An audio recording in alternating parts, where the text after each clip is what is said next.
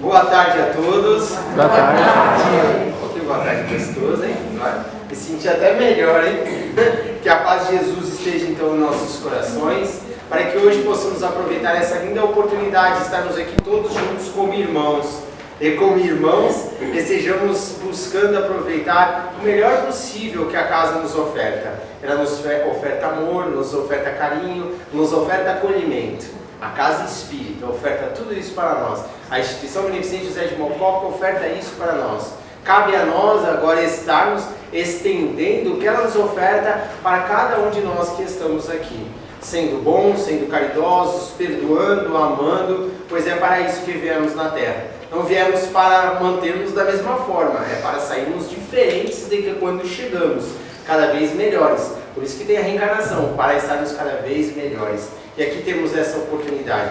A nossa Casa Espírita, como vocês já sabem, ela é dirigida pelo nosso amigo querido mentor da casa, José de Mococa, da Esquadra Espiritual, e também a todos os irmãos que participam com ela, que nós não conhecemos, mas que estão participando aqui e nos ajudando bastante. Os nossos familiares, aqueles que nós amamos um dia, estão aqui conosco. É lembrarmos isso, pois a morte não existe, a vida continua. E estaremos sempre continuando firmes, trabalhando em Cristo, né, gente? Gente, hoje temos a felicidade de trazer mais uma vez nosso irmão João, que está aqui nos trazendo as suas belas e lindas palestras, né? Um grande estudioso das obras de André Luiz, né?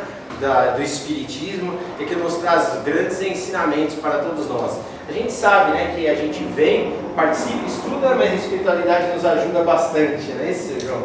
Então, vamos aproveitar hoje porque ele vai falar sobre a visão da Casa Espírita, né?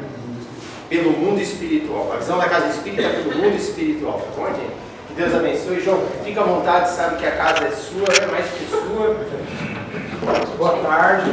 Boa tarde. Com muito carinho que eu estou aqui, é com muita alegria que eu fui convidado e me dado essa oportunidade de voltar a essa casa. Mas nós vimos aqui para falar a respeito da doutrina espírita. O Rafael começou muito bem intuído, falando das responsabilidades da doutrina espírita. A doutrina espírita, ela tem, como a Casa Espírita, então, as três responsabilidades. A primeira responsabilidade é consolar. A segunda responsabilidade é ofertar o esclarecimento. E a terceira é possibilitar a educação. Porque Kardec define muito bem que a doutrina espírita é uma obra de educação. Eu vou contar um segredo para vocês. O que nós viemos fazer aqui na Terra? Muita gente pensa que a gente veio pagar dívida. Pagar nada, nossa dívida é impagável. Nós viemos aqui para nos educar. Nós viemos aqui com um projeto de educação. Tanto assim que Jesus só aceitou um título, o de professor ou mestre. Então, Emmanuel diz assim, que todos nós estamos habilitados à consolação. Porque Jesus nos classificou como aflitos do mundo. Alguns de nós aptos ao esclarecimento. Nós estamos falando da Terra. E uma minoria à educação. É por isso que a gente vê esse mundo conturbado lá fora. Todo mundo sofrendo, todo mundo se queixando, todo mundo com problemas. Ou seja, Jesus não errou, somos todos aflitos. É por isso que nós vemos esse mundo lá fora, conturbado, porque as pessoas caindo em armadilhas de gente que fala bobagem, fala mentira, e que engoda os outros. Por quê? Porque ninguém quer esclarecimento, é pouca gente que quer ser esclarecido. Quem é que pega um sábado à tarde, como vocês estão fazendo, para ir na casa espírita, ouvir uma palestra espírita? Ou seja, quem que quer ouvir conceitos morais, quem que quer ouvir ensinamentos da espiritualidade? Pouco. Então o mundo lá fora está cheio em outros lugares. Mas mais ainda, dentre todos nós, eu acabava de falar agora com o Rafael, quando a gente faz uma conversa na entrada do centro, nós já estamos na casa espírita sob a assistência dos amigos espirituais. E nós vamos falar isso hoje. E sobre a influência deles, muita conversa que parece corriqueira e boba, tem muito a ver com as nossas necessidades, porque o plano espiritual utiliza a todos nós para transmitir recado para aquele que mais necessita. Eu brinco dizendo assim: se tem um médium bom, eles transmitem o recado através do médium bom. Mas na hora da necessidade, eles pegam qualquer cavalo capenga para transmitir o recado necessário para quem mais precisa. Então a gente estava conversando aqui a respeito do ambiente da casa espírita. Nós falamos há pouco sobre as responsabilidades que a gente tem da vida. Então, veja só, vamos voltar um pouquinho só. Nós estamos na casa espírita e viemos aqui tentar angariar algumas informações, ganhar a sustentação, a consolação, num projeto de melhoramento próprio. Quando a gente pergunta e estuda o livro dos Espíritos, o objetivo da gente aqui é evoluir. O que é evoluir? Evoluir é melhorar. E lá no Evangelho segundo o Espiritismo, que nesse mês, aliás, no dia 17 desse mês, fez 160 anos. Eu trouxe ele aqui, porque não dá para sair sem o Evangelho. Então, veja só, aqui no Evangelho segundo o Espiritismo está escrito o seguinte: que o espírita, ele não é um ser bom, ele é um ser imperfeito, como todo ser da humanidade. O André diz, olha, sempre fala, nós conversamos na primeira pessoa do plural, em nós. Ninguém que está aqui desse lado é diferente de quem está aí do outro lado. Hoje, vocês estão aí. Amanhã, ou hoje mesmo sou eu. Porque eu também sou necessitado tanto quanto. E no Evangelho ele diz assim: reconhece-se o verdadeiro espírita pelo esforço que faz para dominar as suas más inclinações. Pelo esforço que faz para ser hoje melhor que ontem e amanhã melhor que hoje. Ou seja, não é essa história que muitas religiões apregou, que porque se intitulou pertencente a uma religião é melhor que os outros. Eu vou estar na frente, na fila, para ser melhor que os outros, para ser acolhido num lugar melhor. Não, gente, não é assim que funciona. Mas João, o que você veio falar aqui hoje? É isso? Não. Eu vim falar aqui hoje aquilo que o Kardec falou. Tem que falar de Jesus. E que o Rafael falou também. Tem que falar de Jesus. E Jesus, quando passou conosco aqui na Terra, durante algum tempo, que foi miúdo para nós, ele deixou uma série de conceitos de educação para a gente. Mas ele deixou umas chaves que são sensacionais. Uma delas é a parábola do mal rico, ou a parábola do Lázaro, que todo mundo conhece. Que tinha um ricão, que comia à vontade, que tinha tudo que tinha direito, e tinha um pobre na porta da casa dele que fazia estacionamento lá, e que certamente ele não ia muito feliz, né? Porque quando o mendigo estaciona na porta da gente lá, a gente fica meio bravo, né? Então, e para piorar, esse mendigo era portador da hanseníase, conhecido como lepra, era um leproso, coisa terrível.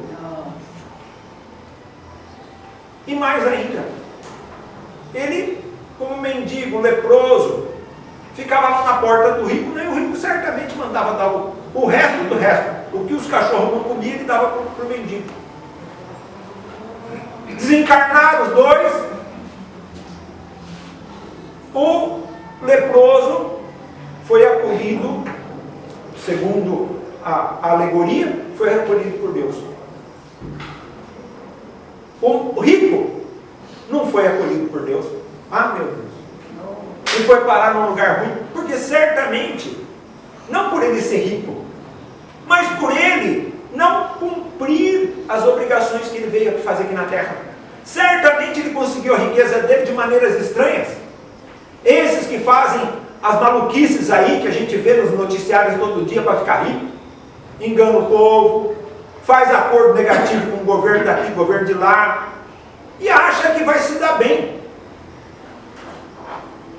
E aí, ele olha para cima, diz a alegoria da historinha contada por Jesus, e vê o mendigo ao lado de Deus, e ele num lugar horroroso, sofrido. E ele pede, segundo a alegoria aqui, fala assim: Pai, manda o Lázaro aqui com o dedinho molhado na água para aplacar minha sede, que eu estou ardendo nas brasas. E o pai falou: não, gente daí não pode chegar aqui. E gente daqui só vai aí por uma necessidade muito especial. E ele fala assim: então, pai, permita que o Lázaro ou algum dos mortos, olha a palavra que está falada por Jesus, algum dos mortos vá até minha casa e conte para os meus parentes, para os meus filhos, o que é a realidade espiritual, o que nos aguarda aqui do outro lado, para que eles modifiquem o seu comportamento e não venham parar no lugar que eu estou aqui por ignorância. A necessidade do esclarecimento. E o pai Abraão disse para ele assim: olha só, eu já mandei os profetas, mandei Moisés para vocês, e vocês não acreditaram. Ele fala assim: mas se fosse um dos mortos, eles viriam que a vida continua, a morte não existe, como disse o Rafael, e eles então modificariam o seu comportamento. E o que aconteceu? Abraão falou para ele assim: olha só, se eles não acreditaram nos profetas e em Moisés, você acha que eles vão acreditar em você ou algum dos mortos? Não vão. Eles sabem que vocês são gente igual a eles, que pode estar enganado, que pode estar tentando ludibriá-los. Eles não acreditam porque não querem acreditar. Na introdução do livro Os Mensageiros, Emmanuel diz assim: auxílio ao homem encarnado, meios divinos são portas abertas constantemente àqueles que procuram auxílio. 2 parágrafos abaixo ele diz assim, se queixando, eu falo que é queixando, né? É a minha interpretação, brinco, dizendo assim: mas como é difícil auxiliar o homem encarnado, porque nem sempre, como a gente já disse, está interessado no esclarecimento, ele está interessado em outras coisas do mundo, nas aquisições, nos bens materiais.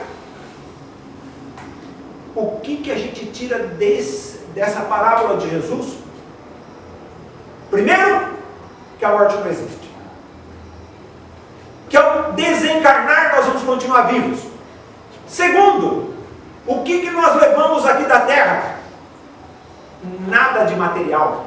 Nós vamos levar aqui da terra aquilo que a gente viveu, aquilo que a gente fez, aquilo que a gente falou, se nós cumprimos as nossas responsabilidades, se nós nos esforçamos, nós vamos levar as nossas aquisições pessoais. Aquilo que Jesus falou, que nem ladrão rouba, a traça leva. Então, veja bem, nossa responsabilidade aqui na terra é para conosco mesmo, como diz o Evangelho, e depois para com os outros. Pouco me importa a opinião alheia, que a gente se preocupa tanto com a opinião alheia. E Kardec, na introdução do Livro dos Espíritos e do Livro dos Médiuns, ele diz assim: cabe ao espírita, nas suas conversas, não transformar as pessoas em espíritas, mas transformá-las inicialmente em espiritualistas. O que quer dizer espiritualista? É acreditar, é confiar, é ter certeza de que o espírito é eterno desde que foi criado, e que ao ausentar-se da terra pelo desencarne, ele volta para o plano espiritual.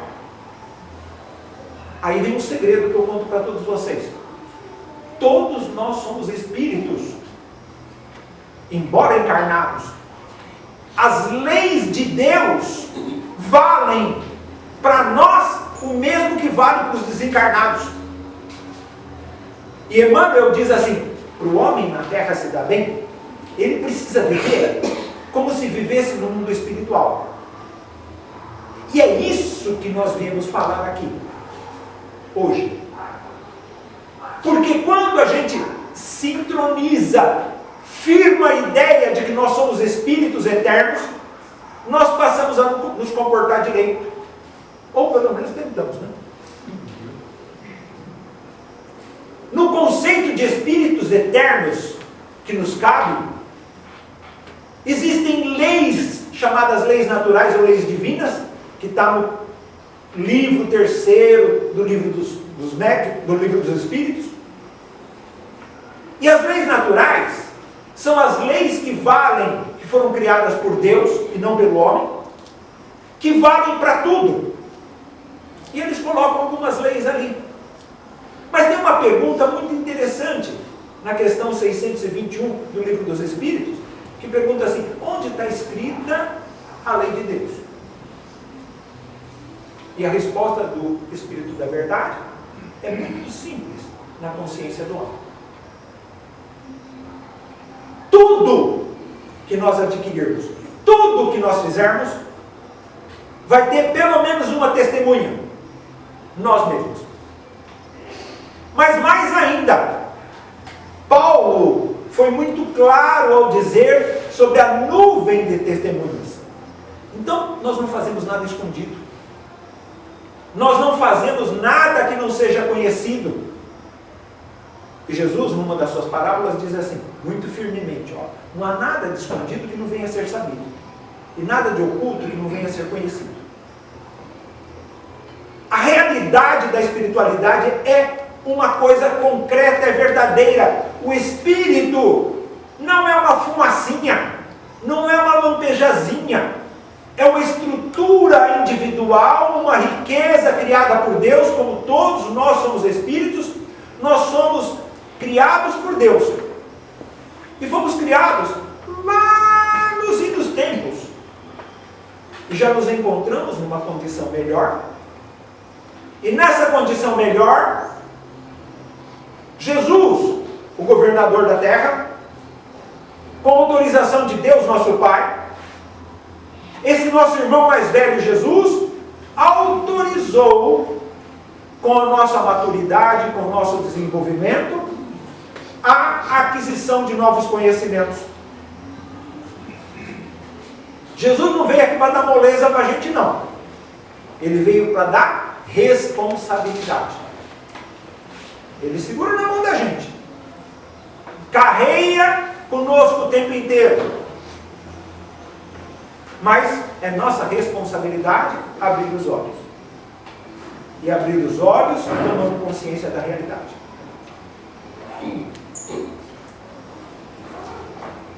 Aí muita gente vai na casa espírita procurar o quê? Procurar que os espíritos resolvam os problemas deles, que são responsabilidade dele. Resolver as coisas que ele fez de errado. Volto para cá. Qual é que é a responsabilidade da casa espírita? Consolar, esclarecer e possibilitar educação. Muita gente procura outras casas porque o pessoal vai lá e fala o seguinte: não vou resolver seu problema. O que você pedir para Deus, Ele vai te dar. E eu falo o seguinte: não me dá o que eu peço, meu Deus. Dá o que eu preciso. Dá o que eu vou poder fazer nesse momento. Não me dá o que eu pedi, porque é a maior bobagem que vai acontecer. Eu vou me enroscar. Aí nós vamos na casa espírita procurar o apoio. Esse apoio é verdadeiro.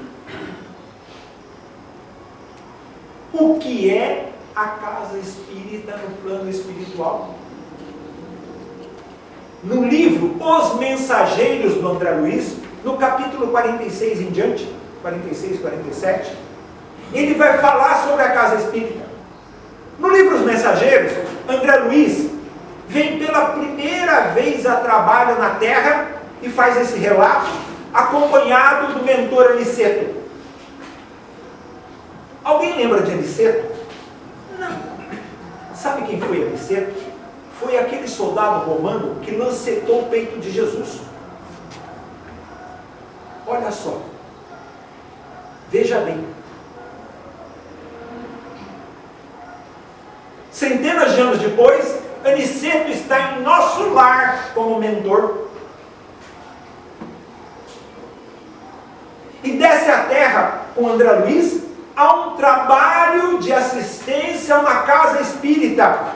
Óbvio que ele fazia outras coisas. Ele utiliza o tempo dele de uma folguinha daqui, outra ali. Os petitórios são muitos. Vai ajudar um, vai ajudar o outro. E quando André Luiz, pela primeira vez, chega no Rio de Janeiro, está descrito nos capítulos anteriores, ele leva um susto sobre o que é a Terra.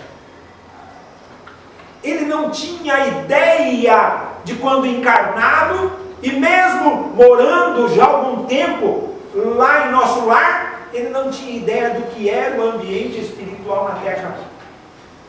A coisa não é fácil, gente.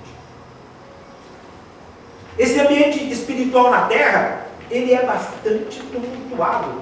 Por quê? Porque a gente encontra no livro Entre a Terra e o Céu uma definição de céu e inferno. Eles dizem o seguinte: olha, tanto o céu quanto o inferno é uma criação coletiva. O que a maioria pensa, o que a maioria imagina, é o ambiente que eles estão vivendo. Porque é o que a maioria faz.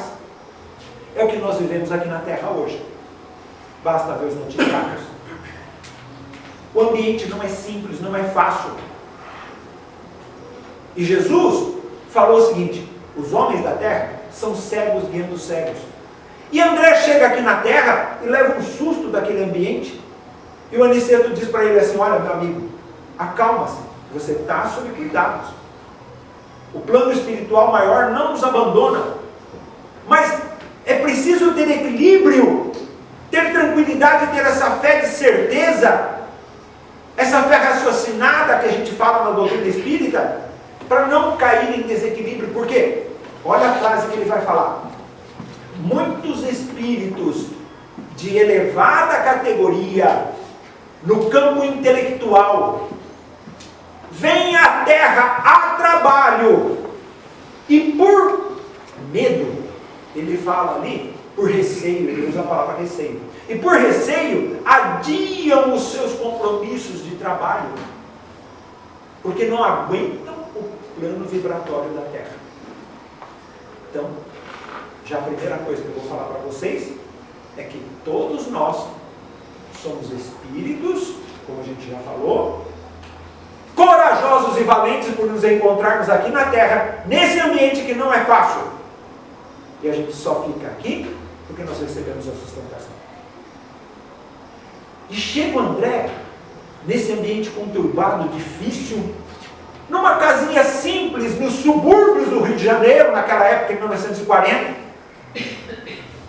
onde tinha, num salão da casa, uma casa espírita. Era ali que aquela senhora, a dona Isabel, recebia as pessoas. Não era uma casa bonita como essa daqui. Era uma casinha simples, humilde. E o André vê pela primeira vez, naquele ambiente conturbado, uma casa totalmente iluminada. Não iluminada por lâmpadas, porque não tinha naquela época, naquele lugar, era de noitão, tudo escuro, mas a casa recebeu uma iluminação fantástica, era brilhante.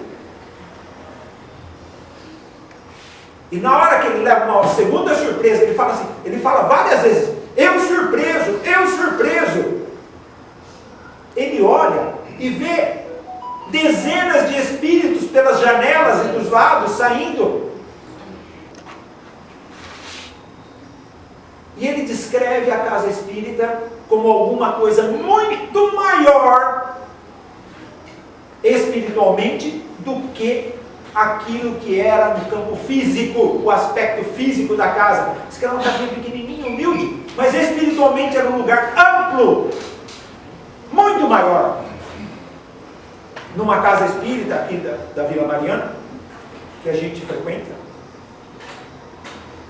manifesta-se uma senhora desencarnada do grupo, numa reunião, e ela diz assim, vocês não sabem a extensão física, o tamanho dessa torre que é o centro espírita. E é uma casinha, mequetrepezinha, pequenininha. Vocês não sabem a extensão, eu não tenho palavra para descrever os trabalhos que aqui são realizados. Aí a coisa vai desenvolvendo mais. Para entrar, o André diz assim, eu fiquei surpreso porque tinha barreiras vibratórias para chegar na casa espírita. Barreiras de proteção. Não entrava qualquer um ali não. Quando ele entra na casa, ele respira um ar diferente, porque fora da casa o ar era pesado, o ar pesava nos pulmões dele. Na casa espírita ele respirou um ar mais gostoso, mais rarefeito, mais elevado, mais sanificante. E ele entra na casa, durante a noitona que eles chegaram, os trabalhos eram constantes, ele descreve. Todo mundo pensa que passou a chave na porta, os espíritos vão embora, isso daqui está tudo fechado, apagado, não tem mais nada aqui. Não, gente, isso aqui não para 24 horas por dia, 7 dias por semana. E os trabalhos realizados são imensos, são muito diversos, mas, como diz o Emmanuel, é obrigado à especialização. Cada casa espírita tem faz diversos trabalhos, mas tem algumas casas que são mais especializadas em determinado campo. No livro O Consolador do Emmanuel, ele diz assim, é obrigatória a especialização em mediunidade. Não existe o médium ou a casa espírita que eles chamam de enciclopédico, que faça tudo. Mas, se eles precisam, eles chamam gente dentro das necessidades e existem equipes volantes de atender necessidades especiais em todo lugar. Muito bem. O André chega de noite, o pessoal serve para eles algum alimento pela caminhada que eles tiveram de nosso lar até lá. A família já dormia. E era uma casa assim muito humilde, que o responsável pela casa, o pai da casa, o pai responsável encarnado, havia desencarnado. E foi dado para ele a responsabilidade de ser o mentor da casa ali. Mentor imediato, junto com a equipe espiritual.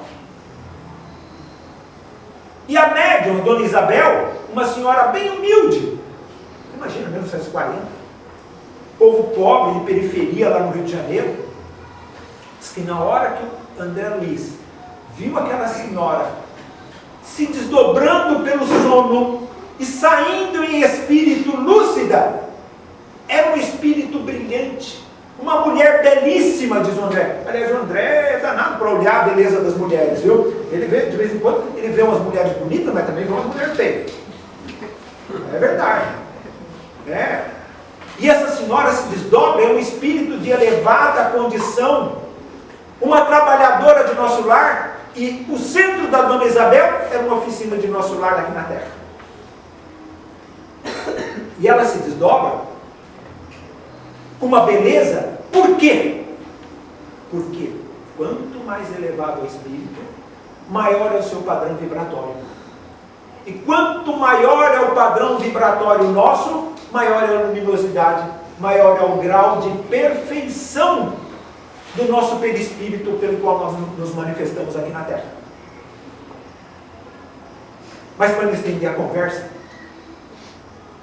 o Aniceto, que é o mentor dele, convida ele para fazer uma série de observações fora da casa espírita, mas na hora que eles estão saindo, eles encontram espíritos em desdobramento pelo sono, chegando na casa espírita.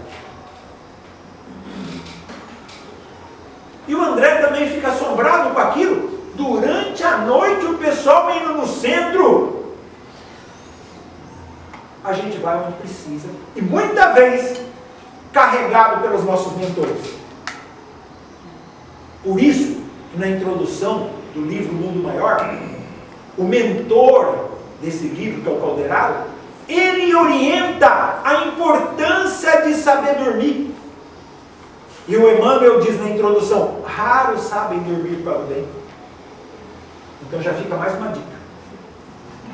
Quando o bicho estiver pegando em casa, quando a coisa estiver acontecendo, todos nós somos aptos à consolação. Auxílio do plano espiritual não falta. Pede ajuda aos mentores. Se entrega, confessa. Fala o seguinte: fiz bobagem, ou não estou dando conta, não estou aguentando a situação, me deem uma ajuda. Eles nos pegam pela mão durante o sono. Muita vez um sono pesado, induzido magneticamente, e nos trazem para a casa espírita. E chega, o André vê aquele povo chegando e recebendo orientação e tratamento durante a noite, pelo desdobramento pelo sono. E tem uma história que é fantástica, que o André relata. Chega uma moça que estava à beira do suicídio, trazido por uma avó desencarnada, porque haviam denegrido essa mulher. Hoje em dia, né, ser denegrido, o pessoal, muita gente nem liga, né, acha até bonito, põe nas redes sociais, mas naquela época, ser denegrido na sociedade era uma coisa terrível.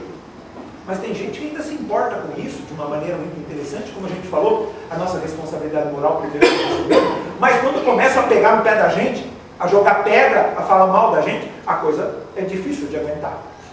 E essa moça é trazida no desdobramento pelo sono pela avó e recebe uma orientação e tratamento de reequilíbrio durante a noite na casa espírita.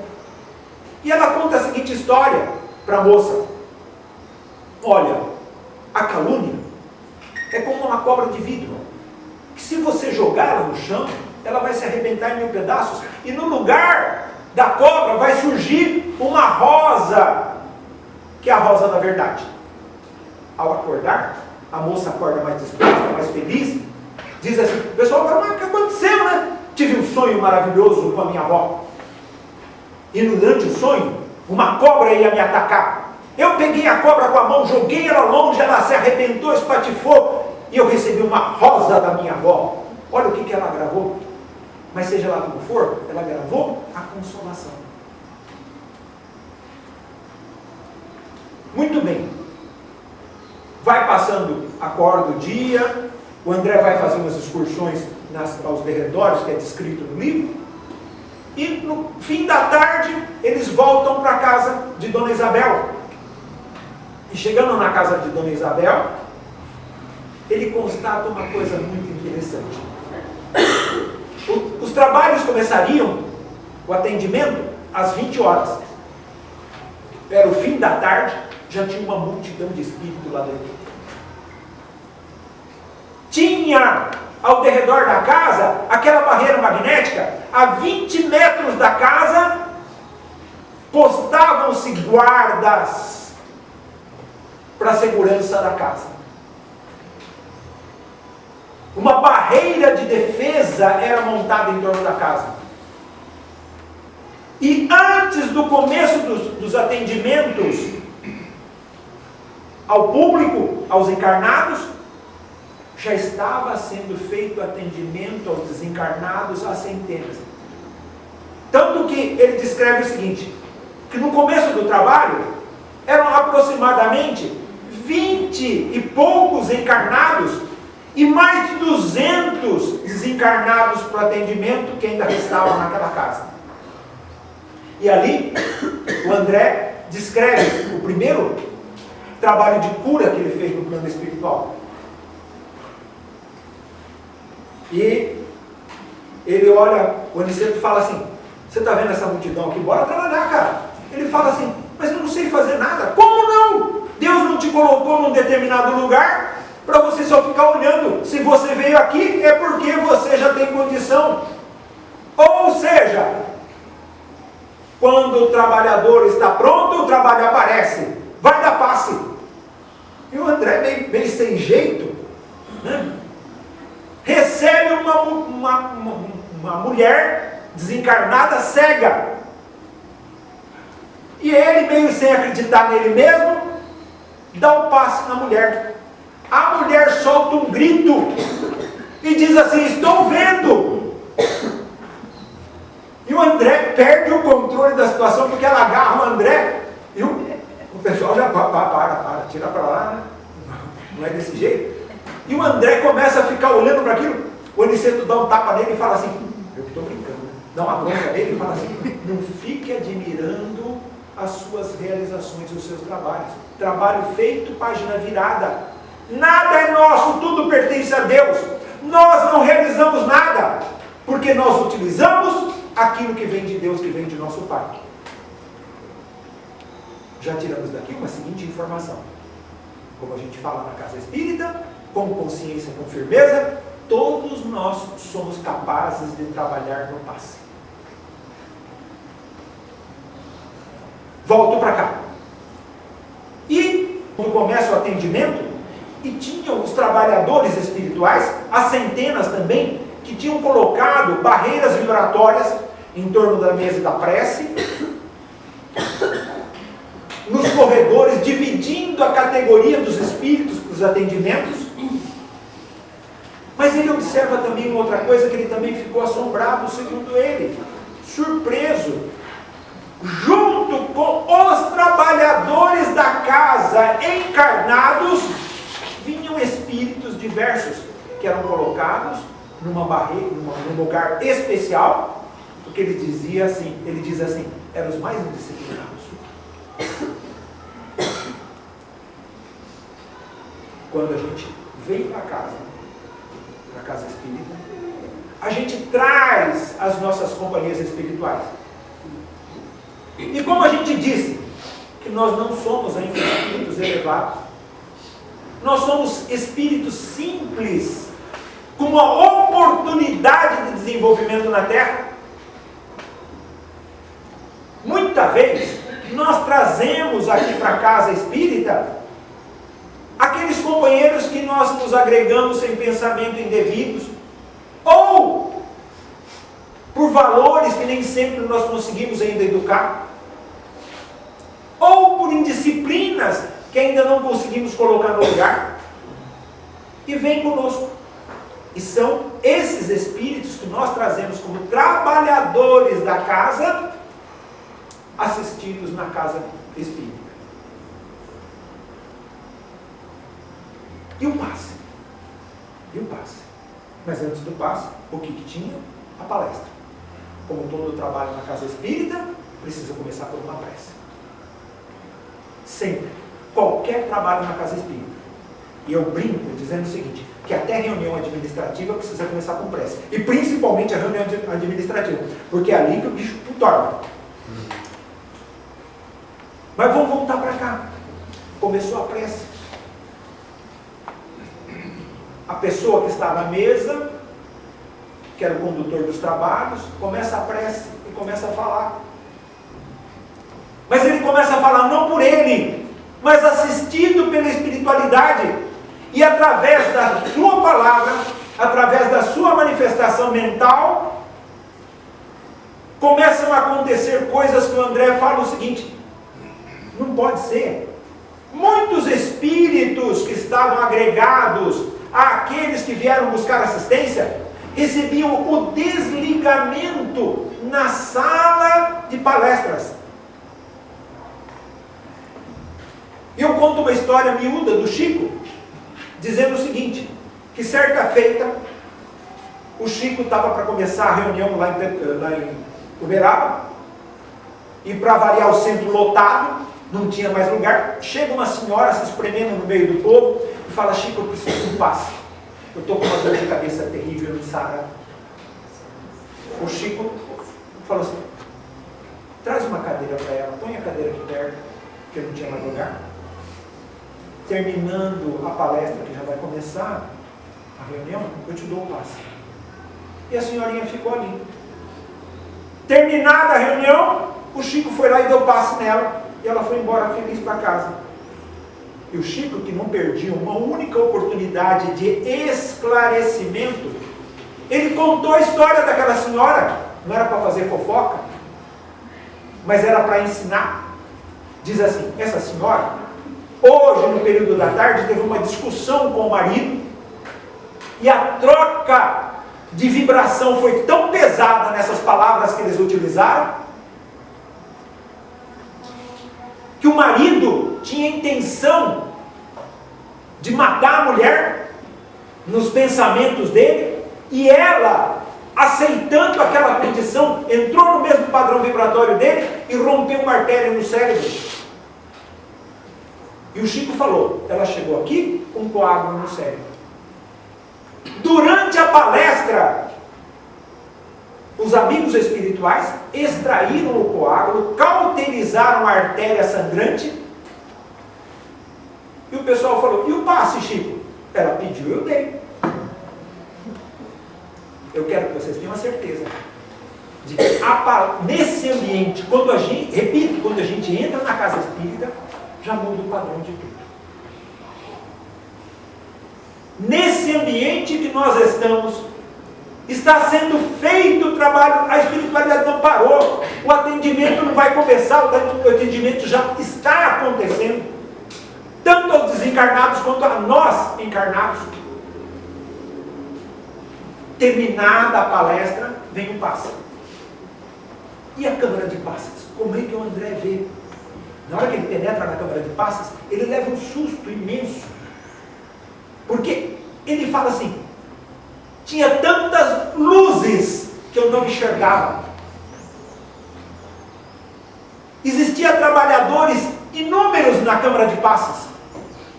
Existiam mentores preparando o ar da câmara de passes, colocando ozônio na câmara de passes, segundo a ozonização que ele descreve, que naquela época era o que ele podia falar, sanificando o ar da sala de passes, energizando a sala de passes. E ele vê alguns outros trabalhadores com os aparelhos eletrônicos jogando raios pelo ar, para que fosse possível a utilização de determinados. O trabalhador da assistência magnética, ele é o primeiro a ser auxiliado. Quem não quer ser passista? Olha só, eu falo que é o seguinte: ser falador aqui é menos, ser passista é mais. Todo mundo quer ser médium de comunicação, de orientação. Gente, ser passista é sensacional. E eu disse que todos nós somos aptos a ser passistas. Está escrito lá. Candidatem-se, senhores. Preparem-se. Mas um dia a gente vai falar aqui sobre o passe. Se Deus quiser, podemos até falar. Quem que é o passista daqui do encarnado, quem que é o passista do plano espiritual, e o que acontece durante o passe. Mas o André vê que das mãos do passista saíam raios sensacionais, mas quem operava fundamentalmente era o plano espiritual. Por isso que o passe, que é uma troca mentomagnética, que acontece conosco aqui. Quando a gente se aproxima de alguém, a gente faz uma troca mentomagnética. Se eu sou positivo, se eu sou afetivo, se eu sou empático para com o outro, eu transmito coisas boas. E se ele está sintonizado para com isso, se ele está capacitado a receber, ele recebe. Se eu sou agressivo, se eu sou negativo, se eu sou desequilibrado, eu vou transmitir aquilo que eu posso. E se ele estiver sintonizado comigo, ele vai se adoecer tanto quanto eu. Tanto que as obsessões de primeiro grau, o que o povo chama de encosto, é brincadeirinha, mas é essa palavra que se usava, né? Dizendo o seguinte, que o espírito não tem intenção de causar mal. Está lá em Kardec, no livro dos médiuns, ele diz assim, o espírito causa mal porque a única coisa que ele tem, pela simples presença, ele dá aquilo que ele tem. Tem uma brincadeira que andou rodando pelos meios de comunicação aí das redes sociais, de um senhor que está com uma caneca de café, alguém dá um esbarrão nele e cai café. E ele pergunta assim, por que caiu o café da minha xícara? Aí, ele mesmo conclui, porque tinha café. Não porque alguém deu esbarrão. Se tivesse chá, caía chá. Se tivesse água, caía água. Quando alguém se encosta em mim, sai de mim aquilo que eu tenho. E isso é a grande verdade. Então, no passe espiritual, os espíritos conduzem tudo, já que as trocas mentomagnéticas são corriqueiras entre os homens. No livro Obreiros de Vida Eterna, as nutrições que nós damos para as pessoas e tomamos das pessoas, e inconscientemente a gente não presta atenção nisso, é uma realidade fundamental da nossa vida e do mundo espiritual. A gente precisa tomar muito cuidado. Mas Jesus não falou alguma coisa a esse respeito? Claro que falou! Ele falou uma frasezinha com 3 palavras, que era para olhar, para vigiar e orar. A gente tem que olhar o que a gente está fazendo, o que a gente está pensando, o comportamento da gente. É para vigiar a mim mesmo, o que eu vou falar, como que eu me comporto diante do outro. E orar para me manter firme, porque sozinho a gente não consegue, como a gente já falou algumas vezes hoje. Quando Jesus falou que era para vigiar, não era para desconfiar dos outros, não. Era para cuidar da gente. Evangelho segundo o Espiritismo. A responsabilidade moral é primeiro para convosco, depois para com os outros. Eu tenho uma responsabilidade aqui na Terra, única, que é intransferível. Eu tenho que cuidar de mim, eu tenho que cuidar do João. Não preciso cuidar da vida dos outros, como a gente costuma falar da vida dos outros. Então, eu tenho que cuidar do João. Aí, eu vou lá para o passe. E na hora do passe, o André ficou surpreso, porque muita gente dos encarnados não estava com a cabeça ali no lugar. Estava pensando em alguém, estava pensando em coisas lá fora, em ocorrências do dia. E até com pensamentos, como diz o André, delicadamente, irresponsáveis. Na Câmara de Passes. E o André diz assim, vendo aquilo, Senhor, auxilia-me a comportar-me dignamente neste ambiente de trabalho, para que eu não possa contaminá-lo com o meu pensamento, com as minhas atitudes. Auxilia-me, Senhor, a ser produtivo, a ser colaborador, no mínimo que eu posso dar. Aí, ele coloca essa situação para o Aniceto, e o Aniceto fala assim, deixa. Eles já tomaram a primeira atitude sensacional, que é vir no centro. E ele diz assim, mesmo os irresponsáveis, os dorminhocos, mesmo os desequilibrados, ao virem na casa espírita, mal eles sabem, mas eles também contribuem.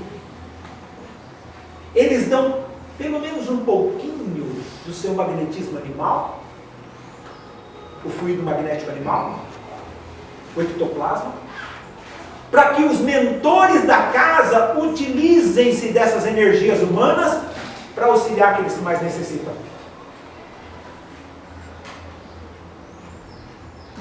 Terminado o trabalho da casa, as pessoas se retiram. E ele acompanha o que as pessoas falam. Esse segmento se encontra no livro Missionários da Luz. As pessoas saem do centro espírita dizendo o seguinte: tinha uma senhora, o filho mais velho e uma mocinha mais jovem, adolescente. E os mais velhos conversando, a mãe e o filho mais velho conversando, dizendo: hoje a reunião não foi boa. Eu saí do mesmo jeito que eu cheguei. Não adiantou nada hoje lá. O mentor, nesse caso que era o Alexandre, intuindo a mocinha, diz assim: olha só, a gente encontra o que vai buscar. A gente tem que se preparar para ir na casa espírita. Cuidado com o que a gente leva. Eu falei há pouco, que o André escreveu, que a gente leva espíritos em desequilíbrio, muitas vezes até que eles permitem que se aproximem, os mentores permitam que se aproximem da gente, para que a gente possa trazer para cá. Fica mais fácil. A gente brinca que vira médio de transporte, vira Uber da espiritualidade. Então, traz para cá, porque aqui eles vão ser acudidos, né? Eles pensam, não sabem direito o que está acontecendo, vai cá. Vem junto, vamos com o João, vamos com o João, vamos com o João. Acaba no centro espírita. Então, o que acontece? A gente precisa saber o que a gente leva, o que a gente vai buscar. Precisa se preparar para vir no centro espírita. Não é buscar, é trazer. É saber que todos nós carregamos potencialidades que desconhecemos. É saber que não adianta ficar só lá na internet, lá no computador em casa. Adianta. Já está bom, é melhor do que ver porcaria. Mas, vir na casa espírita, encontram mecanismos, encontram-se ferramentas que desconhecemos. De que o espírito não é, como a gente disse no começo da nossa fala, uma coisinha qualquer. Ele é uma estrutura física, tal qual nós temos aqui. Óbvio que mais rarefeita no perispírito. Obviamente que o espírito, aquele que nós chamamos de mente, aquele que pensa, aquele que comanda, aquele que vibra, que nós ainda não temos acesso às potencialidades, às características do que é o espírito, mas nós já sabemos o que ele faz, nós já sabemos o que ele pode receber. Então, durante a pandemia, muita gente pensou: não preciso mais ir no centro. Eu fico aqui em casa, comodamente, saio da mesa da janta, sento aqui, não preciso nem me preparar. É mais fácil, né? Mas existem necessidades que só na casa espírita pode ser acudida. Mas os espíritos podem acudir tudo o que eles quiserem, é claro. O médico pode pegar uma malinha cheia de coisa e acudir o sujeito na casa dele. Mas só no hospital que ele vai poder operar. Ele não vai fazer uma cirurgia na casa do indivíduo. Aí eu repito: as pessoas que vieram aqui vão receber. Mas vão receber segundo as necessidades, segundo as potencialidades de cada um.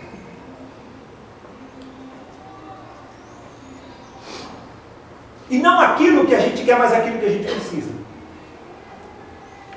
Mas tenha uma certeza pura e absoluta de que todos nós sairemos dessa casa melhor do que quando chegamos.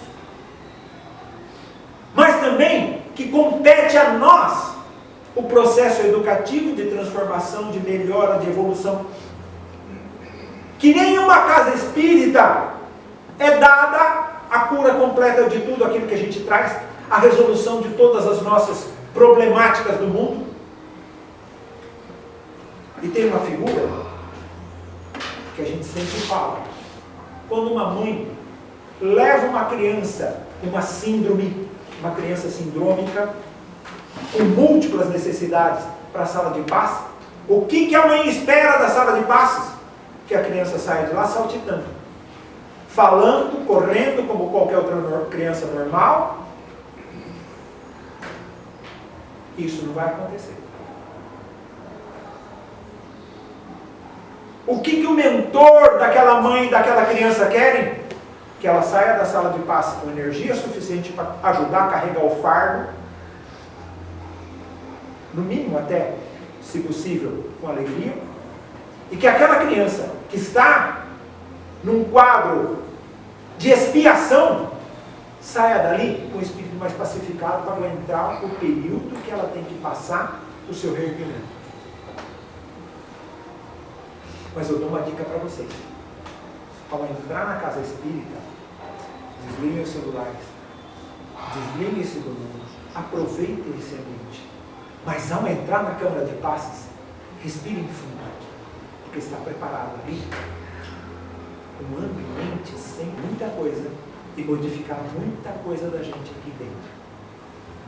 Quando a gente entra num ambiente sanificante, vibratório mais elevado, modifica-se toda a nossa estrutura física perispiritual e física orgânica e pacifica a nossa mente, que é o espírito. Então nós recebemos, como se diz no computador, o desliga do mundo lá fora, conta até 10 e liga de novo, acontecem coisas maravilhosas, soluções para a gente, que compete a gente fazer, mas que o plano espiritual está do nosso lado. Emmanuel, cito de novo na introdução dos mensageiros, auxílio do mundo espiritual ao homem encarnado não falta. Os celeiros divinos estão com as portas abertas e pode servi-los as mãos cheias. Mas nós precisamos de paciência, de equilíbrio, de consciência, de responsabilidade para receber esse auxílio. Isso daqui é um ponto de luz que nós não imaginamos em torno de todos os ambientes que nós nos encontramos. Que Jesus nos abençoe e nos acolha cada vez mais e nos permita adquirir conhecimentos para utilizar o nosso benefício daqueles que nos servem. Que assim seja.